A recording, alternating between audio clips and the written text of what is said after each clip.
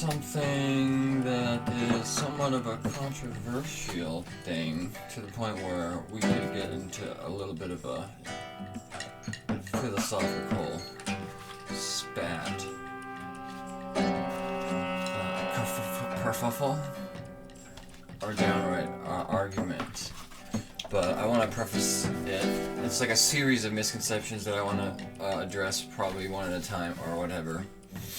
But I want to read this quote from this book, which I'll learn how to cite and do things like that. But this book, Musicking by Christopher Small.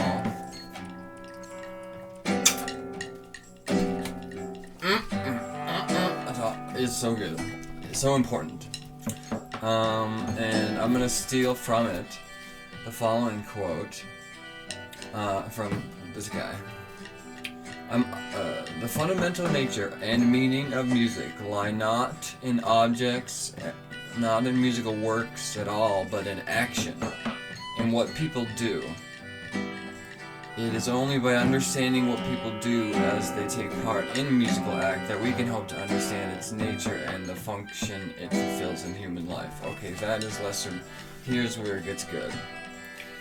Whatever that function may be, I am certain. First, that to take part in music act is of central importance to our very humanness. Okay, so it's like biologically imperative. And so to pause on that, put a pin in that. It's kind of like, humans, right? What do we need? We need like food and water, and so that's like the A list.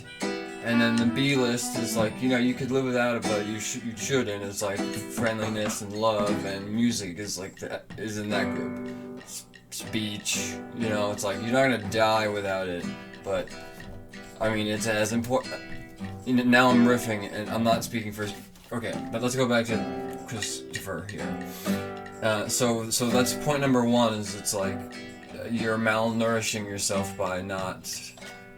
Now, to whatever extent you do is good. Like if you just listen, that's better than nothing or whatever. But I'm just saying that if you think, you either have it or you don't, that kind of nonsense is like crazy, because everybody has it. And so speaking of that, it's central importance to our very humanness, biological imperative. Like it's like water. It's like after that, as important as taking part in the act of speech, which it so resembles, but from which also it differs in important ways. And second, that every normally endowed human being, everyone, is born with the gift of music, no less than with the gift of speech. That is well put. It is true. And what bothers me is that even I know musicians who like the whole you're either born with it or you're not stuff. And parents, like, your kid might be a natural with this or that, but it's like it's not the point. Talent is nothing. Talent is like a stupid thing that's like tempting to. It's seductive to like get, because we're interested in talent, but it's really about your stick-to-itiveness. Your unwillingness to give up. So now I realize that this may be upsetting, especially to those who like just don't like music. Okay, you might. It's like someone saying like I don't like speech. Okay, but like you still use it, right? Like because you have it, and it's